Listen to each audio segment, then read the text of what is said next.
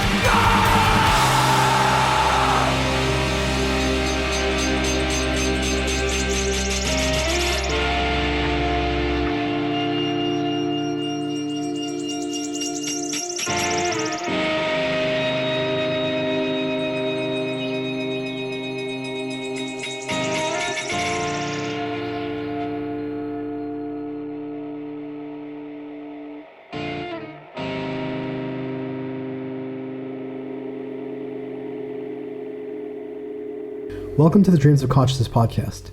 If you'd be so kind, would you mind introducing yourselves? Hi, I'm Joakim from Svarta Havet, a hardcore band from Finland. Nice to meet you all. And I am Lotta, also from Svarta Havet. Nice to meet you. Would you mind telling everyone what positions you play in the band? I play guitar in the band, the most boring instrument of all. And I am the screamer, the growler screamer. Now, you described Svarta Havet as a hardcore band from Finland. Do you want to add anything to that? Yeah, I mean, of course, it's hardcore is kind of like the background we come from and like the attitude of the music, but I guess the music itself lends its sits somewhere in the black metal, post metal, post hardcore landscape. I guess we call it like bleak hardcore or dystad post metal or something like this. It's kind of amorphous, the genre of music we play, but yeah, we come from this like punk hardcore background, so I think we're all like most comfortable with talking about it as like some sort of metal influenced hardcore, but at the same time I think it's probably closer to maybe something like some post black metal or something like that, maybe. I agree completely. We're hard to define. Yeah. Would you say that your punk and your hardcore background is most evident in the way that you guys conduct yourselves in terms of booking shows and having a DIY philosophy?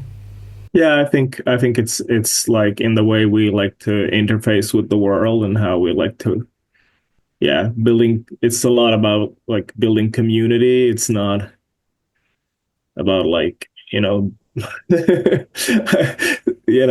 not trying to be successful. We're trying to make friends and like influence people. And yeah. And it's about like, we book we do a lot of DIY stuff, of course, but it's also about like, even if we spend a lot of time in metal spaces, I think it's important to bring like politics and like those elements of hardcore into those spaces, because a lot of the times, especially over here, metal spaces can tend to think of themselves as somehow apolitical, but of course there's no such thing as being outside of politics. So we try to introduce this sort of hardcore ethos into these spaces. Well, as far as the politics, Lotta, do you handle most of the lyrics, or are all the lyrics your words? Yeah, I'm writing all the lyrics. Yeah. And it's a lot about the ending of the world and just the concerns of this day that we're living in. It's just so much going on at the same time. So I'm trying to capture that desperation or that like feeling of being lost that we sort of all feel right now, and try to make it so that it makes a good mix with the music, sort of. Yeah. And would you say that wanting to write about your own personal feelings or reflect on the state of the world, that's largely to do with your punk and your hardcore background? Yeah, I mean, not necessarily. I don't actually have that much of a punk or hardcore background. Me, myself, I think I'm the only one who hasn't. Well, I played in one punk band before, and I always adored the kind of do-it-yourself mentality and of course enjoyed the people, but I'd never played that kind of music. So when I'm writing lyrics, I just try to. It's not necessarily about me and my personal feelings. I just try to somehow, for example, this record is a lot about trying to feel like an animal, or like see everything from an animal's perspective. So it's a lot of that's what I'm trying to do. If you don't mind me asking, what was your background before the band? But just the basic singing, like a cappella singing and classical piano and yeah, that kind of thing. Yeah. And am I correct in saying that most of your lyrics are in Swedish? Yes, they're all in Swedish. Yeah. Turku, the town that you're from, is that a lot of Swedish-speaking people in that part of Finland? Yeah, but we're originally from several different parts of Finland, but three of us speak Swedish. We're like 300,000 Swedish speakers in Finland, so we just happen to speak Swedish inside the band. And in Turku, there's also quite a lot of Swedish-speaking people, so it just felt natural to write in Swedish, even though we are Finnish. It's a little confusing, but that's how it is. Yeah. Yeah. Turku is a university city, so we have a large like Swedish university in the city, and it means we have like quite a vibrant scene of people coming and going and like starting bands and doing stuff in Swedish. So yeah, there's some semblance of a Swedish speaking scene. Interesting. For people who aren't familiar with Svarta Havet, would you guys mind telling me a little bit about your history and what brought you all together? I used to be in like kind of quite traditional D-beat style band in Turku as well. And when that band split up, I wanted to just start something kind of fresh, kind of with no idea what we were going to do. And then Anders, who plays the bass, I always wanted to play with him because he's played in a lot of like legendary punk bands, really great bass players. I always wanted to play with him. And then for some reason he had time at that point to do it. And Marcus, who was our previous drummer before Yara joined, who was also in the Deadbeat band. So we just started like jamming, the three of us, just without trying to make music without any preconceptions, which is led to some really interesting stuff. And then at some point, Lotta heard the demos that we were making. And well, maybe she wants to continue the story from there. Yeah, I can. Yeah, I heard the demos and I just felt that this is my chance to scream. This is, I have to try it. So I think I went to the second or third rehearsals and tried the screaming, and it went quite well along, and I was very surprised. I think we all were surprised, and then it continued from there. Why did you want to scream as somebody who can actually sing? And also, why were you surprised that it worked so well? Because I have watched some kind of like hardcore shows and just loved the energy and just really was inspired and thought that this might be something I want to do. And then I watched some YouTube clips on how to do the false chord scream, and it's just weird when you do something and you don't really know if you're doing it correctly, and then it feels really funny. So it was all laughing and screaming the whole first rehearsal because it felt really silly, and then at some point it felt natural and good, and I didn't have to laugh at it anymore. Yeah, but we were all surprised at just the whole situation. Like, okay, now I guess I'm screaming now. And I think for us also, it was good to have somebody who's coming in like completely fresh and Lotta like not being aware of all like the tropes of hardcore or metal, made like these sort of long poetic lyrics with like lots of words and like so had a completely different approach. And for us, that as we were trying to do something that was not what any of us had been doing before, I think it was like a good match for everybody to feel like we're just gonna throw stuff at the wall and see what sticks. And so that's like been the process ever since, and it's just evolved over the years to be its own little beast. When did you start gravitating towards this black metal, post-metal influenced kind of style? I think at the end of the D-beat band, I was listening a lot to like Swedish more metal things like Totalt Jävla Mörkar and stuff like that. That was influencing me quite a bit already at that point, sort of at that crossroads between Swedish D-beat and Swedish metal. But also, I think like there's been like an interesting like movement within black metal to make more like not the true cult black metal, but make interesting and different forms of black metal that don't have to be all tough and Satan worshiping, if you want to say it that way, but rather like present different perspectives and maybe also some like different shades of black, if you will. So I think that was really, I think like bands like Oathbreaker were really influential for me at that time. So yeah, I think those are sort of bands that sort of breach that sort of Oathbreaker as well comes kind of this like sort of hardcore aesthetic, but it's definitely metal. So that's the kind of thing that was going on at that time.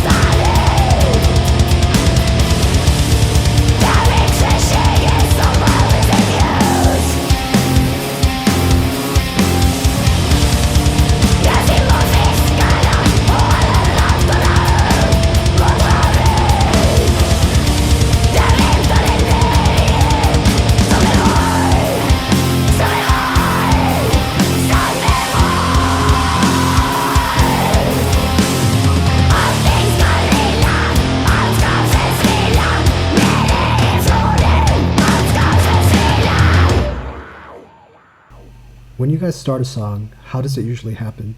Do you guys work together in a rehearsal space? Or does Joakim, do you come up with riffs on your own and then bring them to the band? It depends. We're very much like a traditional like rehearsal space band that we'll spend hours and hours in the rehearsal space just like trying stuff out and like seeing what fits. And then sometimes, you'll write us one song in an hour and it'll just be like a flow state and perfect and wonderful.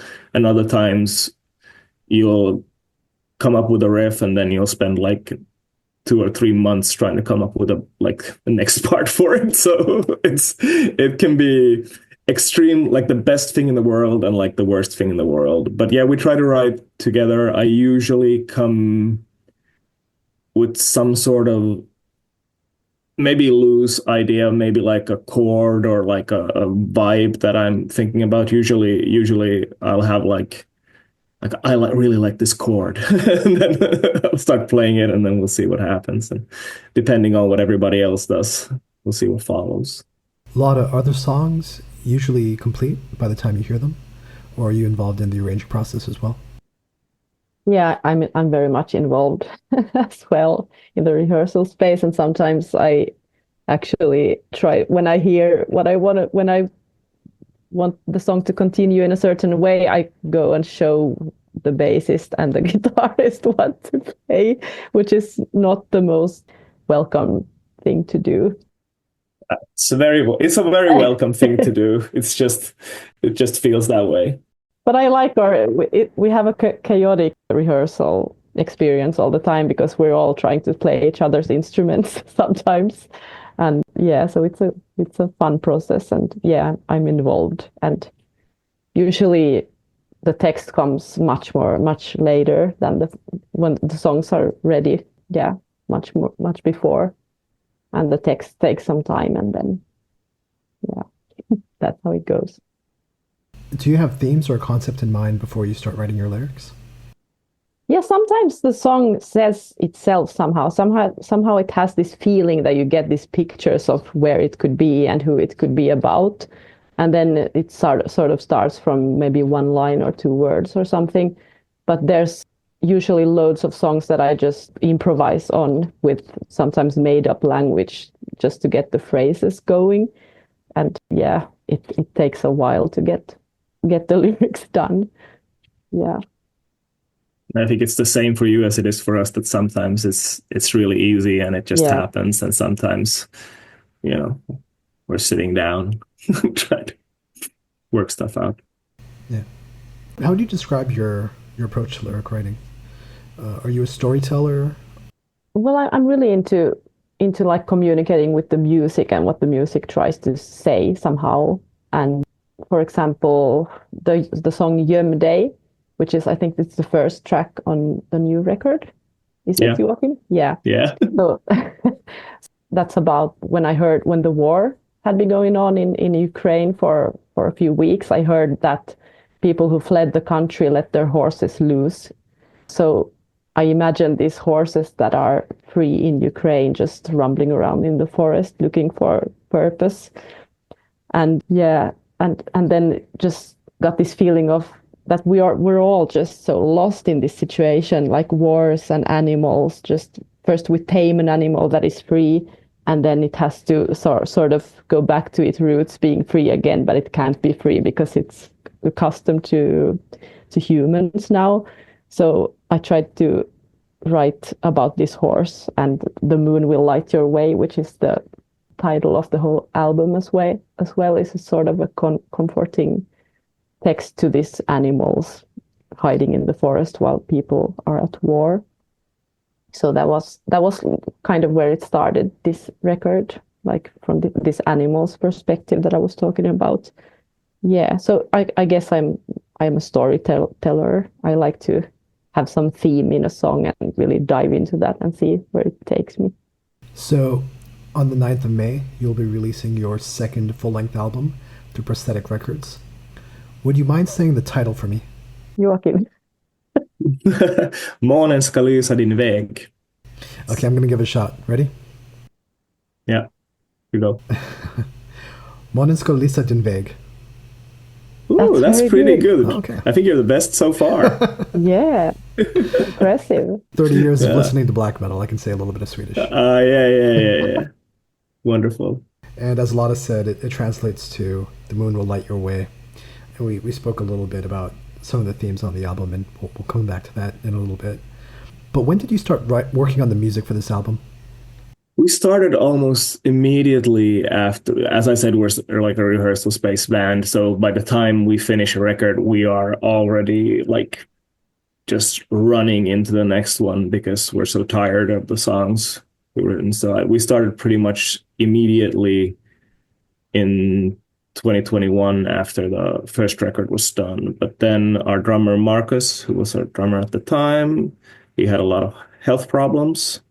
And so doing shows and doing our quite intense rehearsals just wasn't an option. And so we had to find another drummer. And luckily, Yara has been a mainstay of the local scene and played in legendary doom band Reverend Bizarre over here. Oh, okay. Agreed to join us on drums. But then that, of course, being, as I said, because we write in this very cooperative manner, it required us again to develop like this inner, like the band's internal shorthand had to be rediscovered and find also like Yara has completely different strengths, and what sounds good when she plays is completely different to what would be Marcus' strengths. So also these things like figuring each other out and finding also what she wanted to bring and what this new dynamic would. So I think in the beginning we wrote a lot of songs that sort of I don't think any of us felt like they were really reaching what we wanted to do. And so this record, we dubbed it like the difficult second record because it took a long time to like find what we're wanting to do.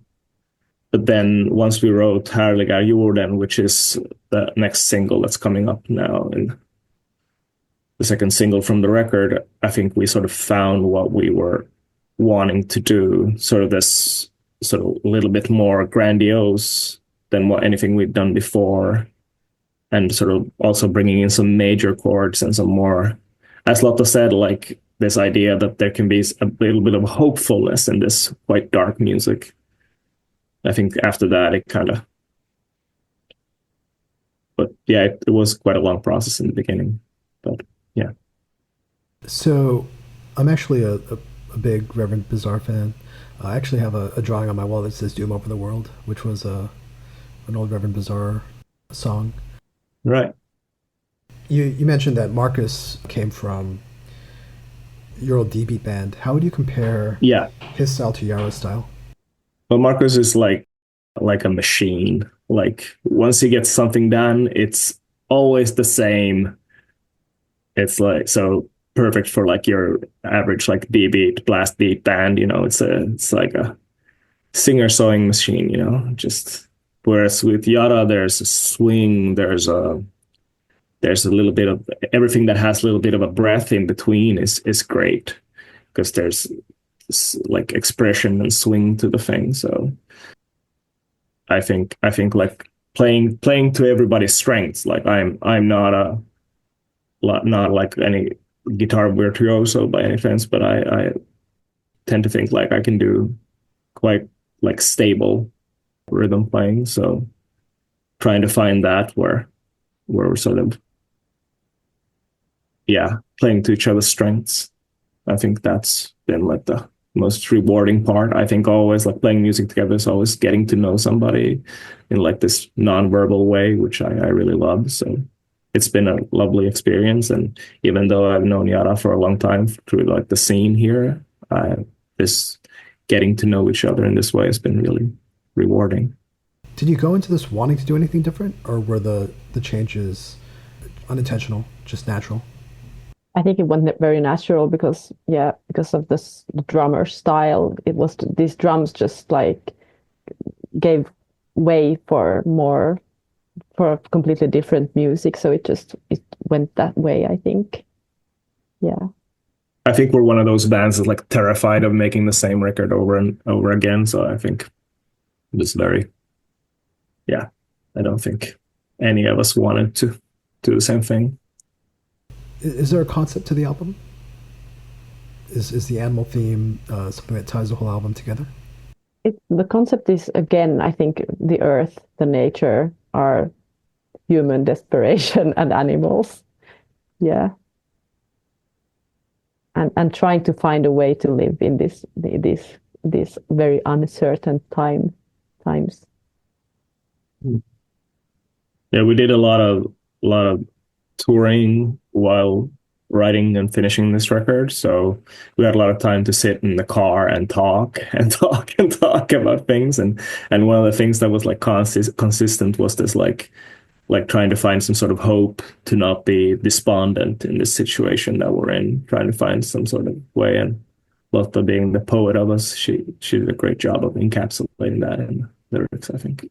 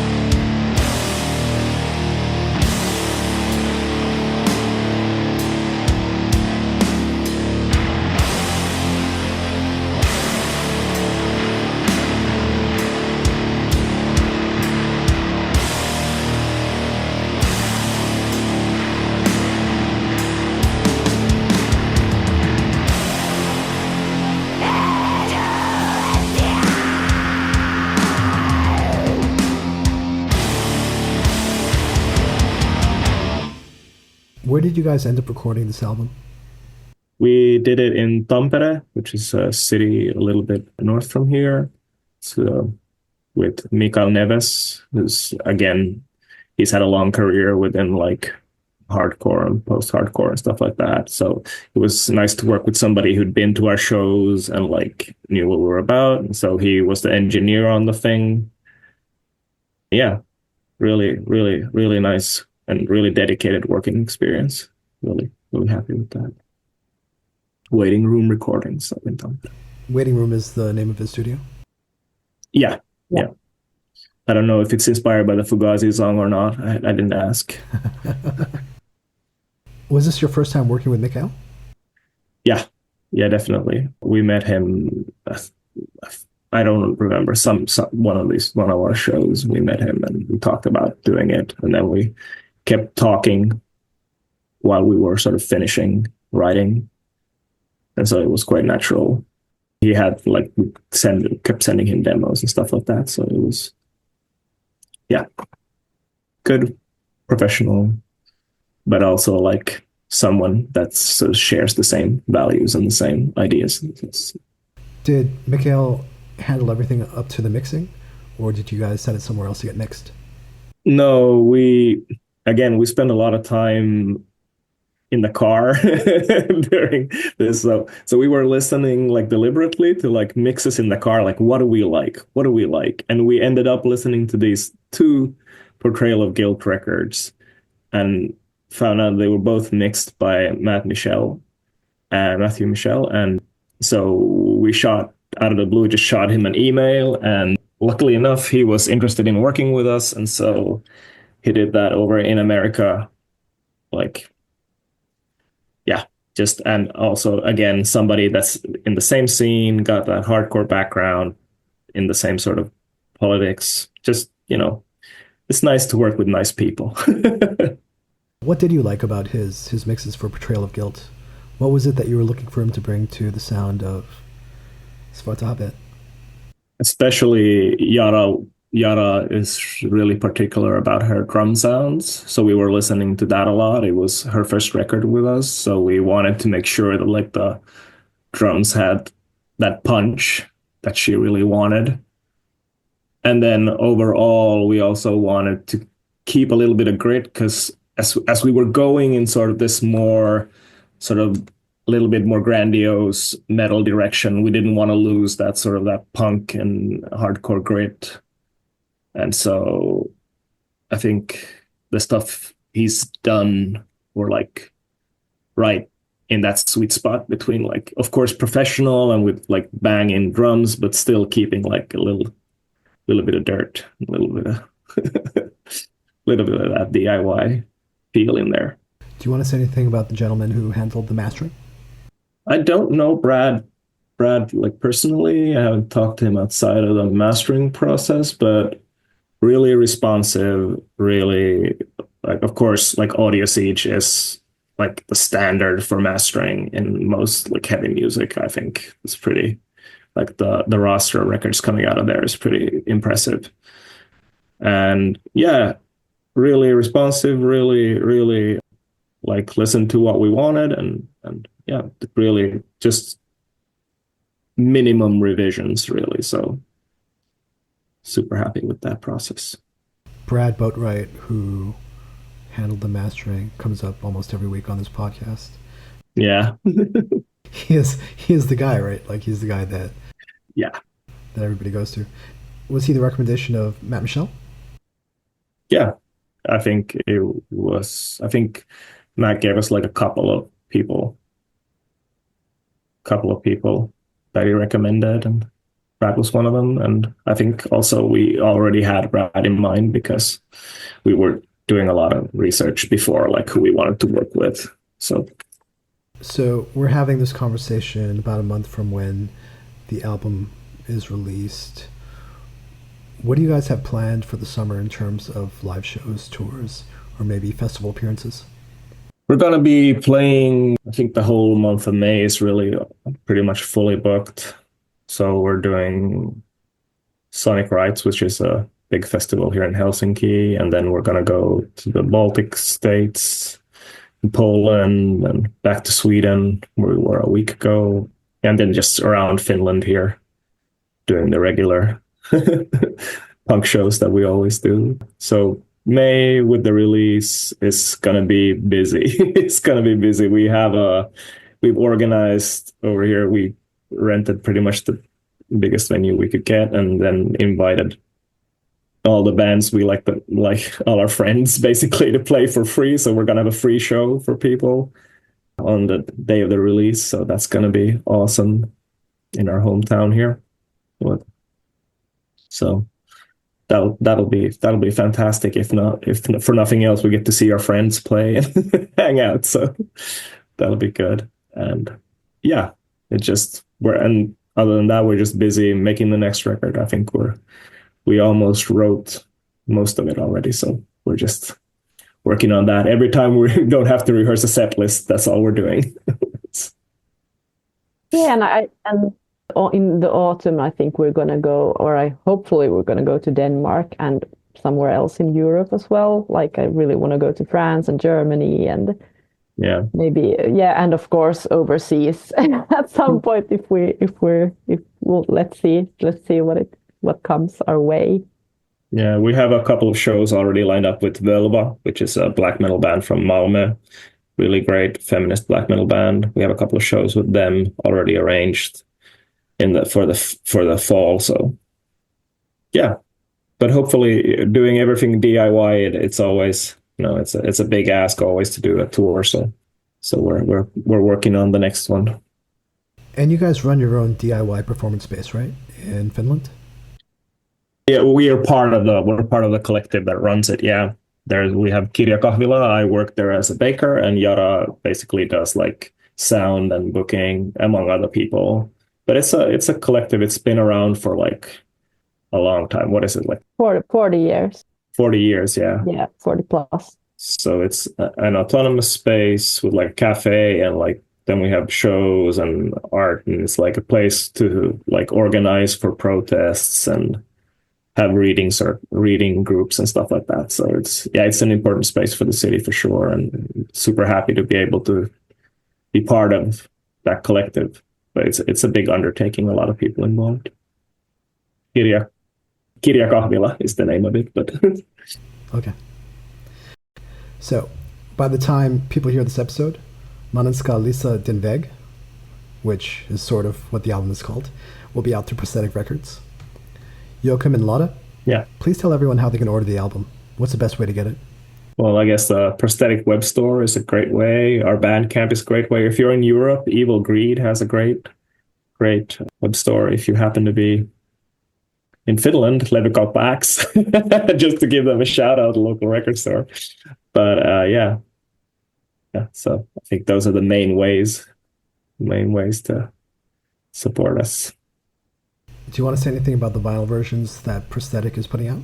Yeah, we have a Blood Moon, a red vinyl coming out. The theme of the record is the moon, so we figured like a blood red moon vinyl, and then just the standard black vinyl, and then CD for all you people who are even more vintage than the vinyl heads. Yeah. Does all the merch go through your Bandcamp page? Yeah, pretty much all our merch, since we make our merch, like all the like t-shirts and stuff, I'm the one printing them and like making that stuff by hand on vintage shirts. So mostly our merch is mostly at the shows, but just by getting in contact with us, you can surely order some for anywhere in the world. And if people want to follow Svarta Havet online, what's the best way to do that? We're Svarta Havet Band on Instagram. And yeah, Joakim. We're Svarta Havet on Facebook if you want to do that. And we're Svarta Havet Band on TikTok as well, I think. Yeah. And as far as the collective that you're part of, Kirka, if people want to get in touch with you about booking shows or anything like that, how can they do that? And just send an email through the webpage, Kirja Kahvila, Turku. Send an email through the webpage, and our gig organizing group will talk to you. Cool. Tack så mycket. Tack så mycket. It's lovely. Det var fint.